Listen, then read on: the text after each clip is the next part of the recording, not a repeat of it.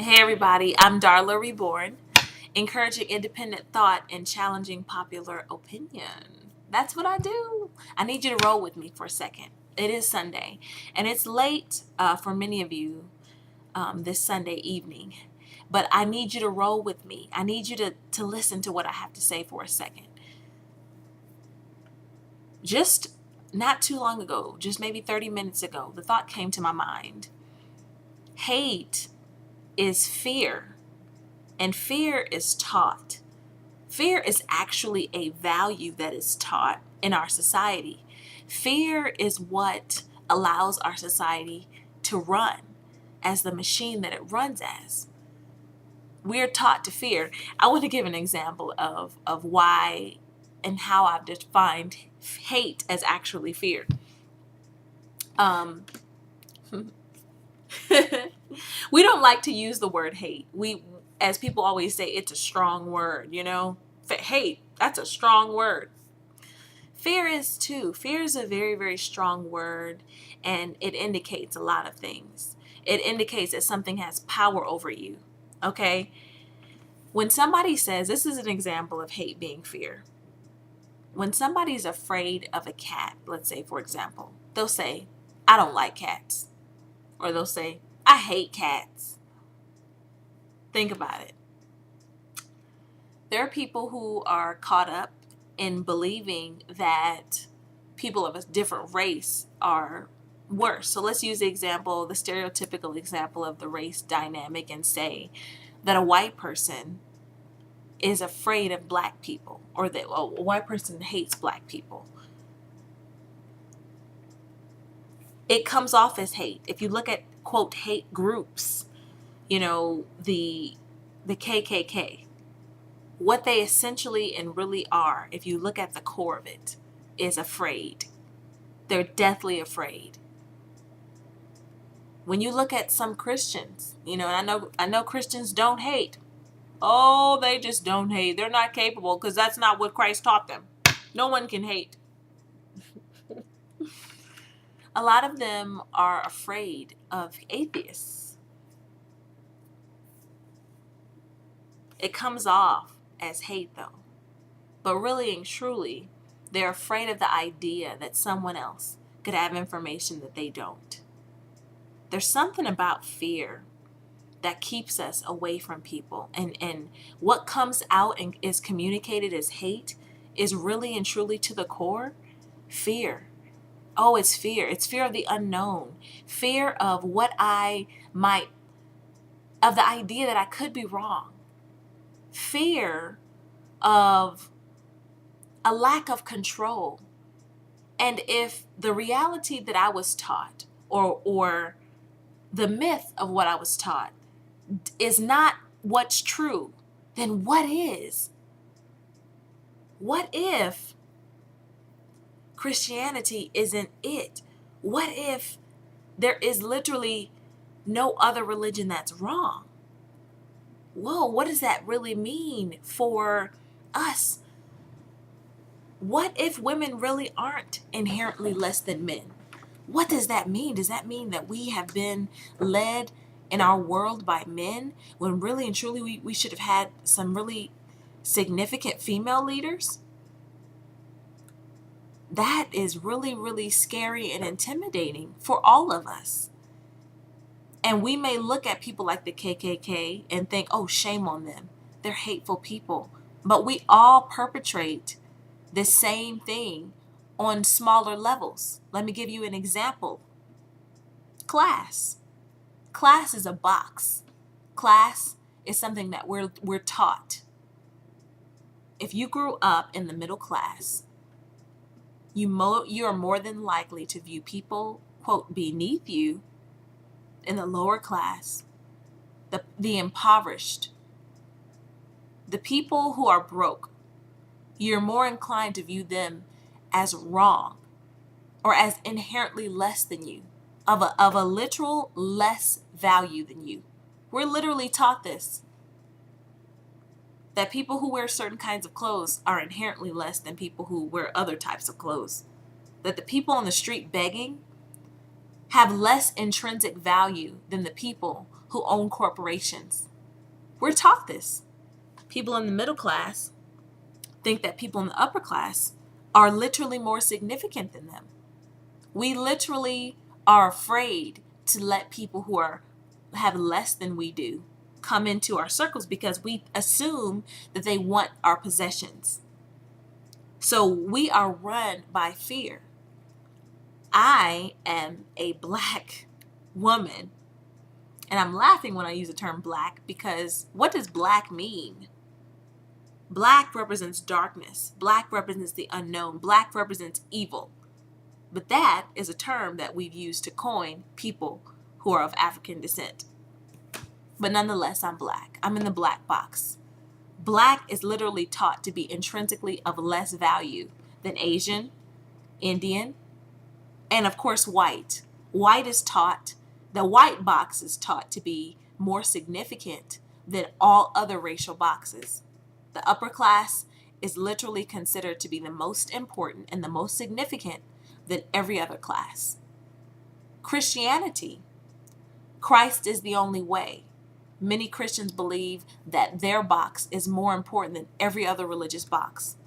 But what none of us sees is how all these specifications are literally traps that we participate in. I want you to look closely at the people who promote the boxes, the people who teach you that you're supposed to hate, the people who continue to remind you that white people are bad, or the people who continue to remind you that Black people are evil and want you to respond by being against. Let me tell you something. Obviously, the people who I descend from have most likely been slaves in this country. What a lot of people don't know is that not all people of African descent in this country have come from slaves. There were free Blacks who were often mixed, Native American mixed with other European countries, or they're mixed with something European, and they often owned slaves as well. However, I have on another side of my family, I descend from slaves. We were taught to literally live in these boxes, right? Now, when things changed in this country and when people began to see, there were groups of people who saw that the idea of humans being owned is inherently evil and intrinsically evil. When people saw that, right?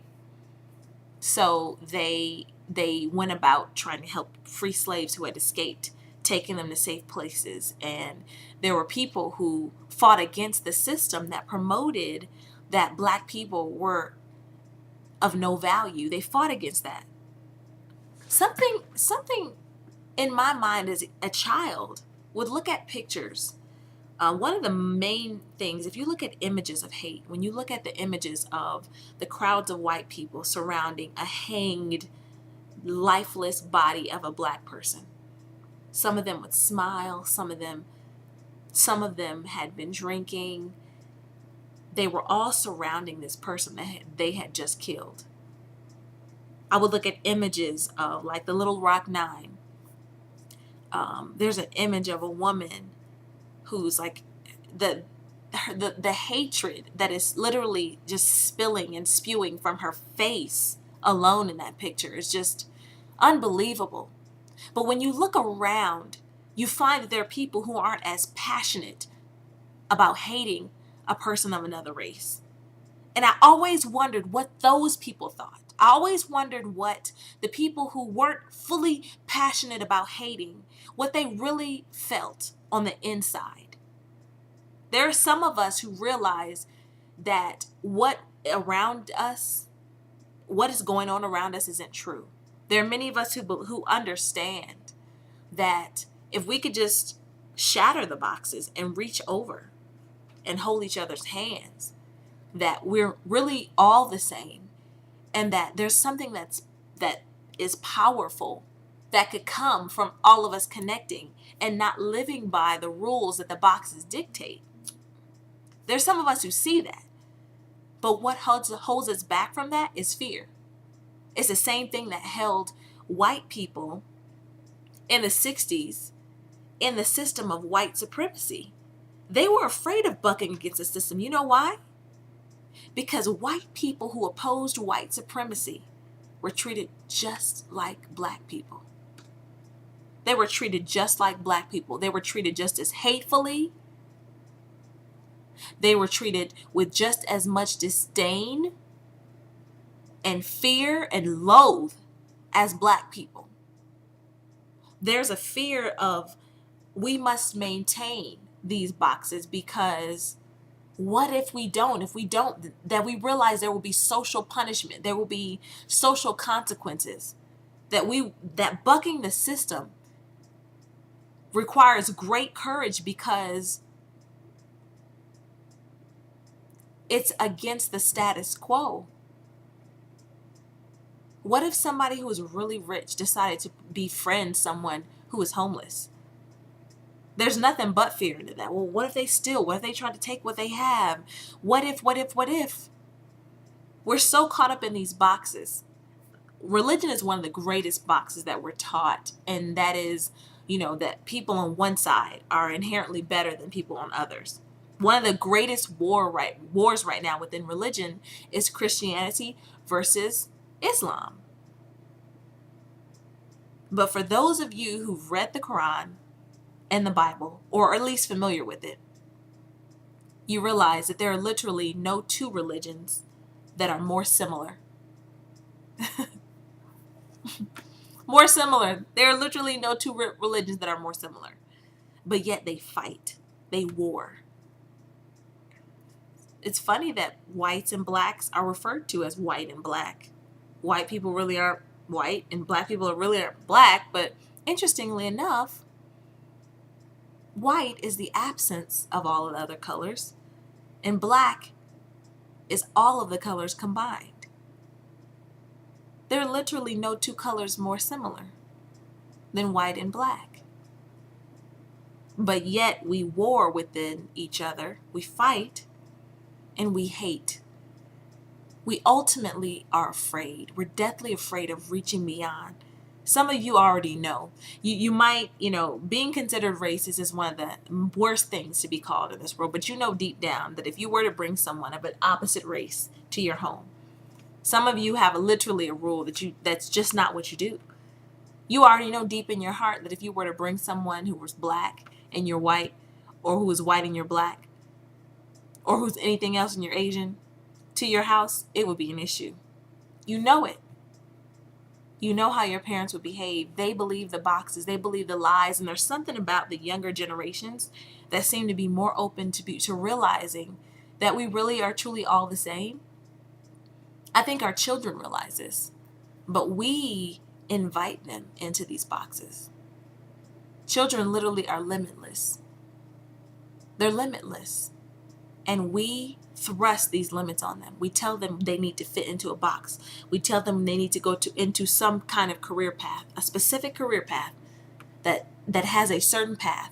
Literally, their whole lives are planned for them before they begin. We teach them that this is the way. We teach them that this is for their own good, to grow up with a box so that they too can grow up, finish many years of school in which they're graded and given an inherent value based upon the grades they receive. Then they are either to earn grades, which will help them to earn money for college or to take out loans, to continue in more schooling, to follow a specific path that can only happen after certain things are followed in order that they might work for someone else and promote someone else's agenda, pick up a spouse along the way and have about 2 kids, purchase a home, purchase life insurance, save money, and hopefully collect a nice retirement and take vacations. That's what we teach our kids their ultimate destiny is. What if there's something else outside of these boxes of the American dream? What if there's something else outside of that? And I know that this might sound crazy to some, that this is going to go totally over some people's heads, but Just think about that. What if you were to reach across one of the boxes, the class box or the race box? I challenge you. I challenge you. If one box is defining you and limiting you, this week, make an effort to reach across to somebody else of a box that you're told that you're supposed to hate, that you're inherently supposed to hate and oppose because they're competition. But deep down, you're deathly afraid. What if we reached out and touched somebody that we were afraid of in love? Because the opposite of what we're taught is hate. Hate is really fear. And fear is the opposite of love. Love is courage. Love is the ability to see beyond the surface. And that's why, as long as we stay in these boxes of the fashionable and the unfashionable, the rich and the poor, the white and the black, the Christian and the non-Christian, as long as we stay inside of these boxes, we're never going to love each other. Because these systems teach hate. They teach hate. They teach fear. Fear is taught. And these systems literally run. So I challenge you to not only reach through the boxes this week, but to also look and pay attention to the people who teach you that these boxes are important. Pay attention, close attention to the people who teach you that it's important to fear people on the other side. Because what I will suggest is that they stand to gain something from you fearing. What do they stand to gain? Capital, in many cases, loyalty. Because fearful people often seek someone to lead them. Fearful people make grave mistakes. Fearful people do stupid things. Stupid things. I'm an action movie fanatic, right? If you see somebody with a gun, right, in a scene, have you ever seen the scenes where somebody's shooting and people are just like, they're losing it. And they get up and they start running around. They literally get up and they just start running around and they end up getting shot. Instead of thinking rationally and staying low, they lower their chances of being hit. But literally they go from being invisible, they might be behind a desk, to making themselves completely visible and being afraid. Fear is what led them to do that. What if we decided not to live in fear and by fear? What if we decided to get beyond that?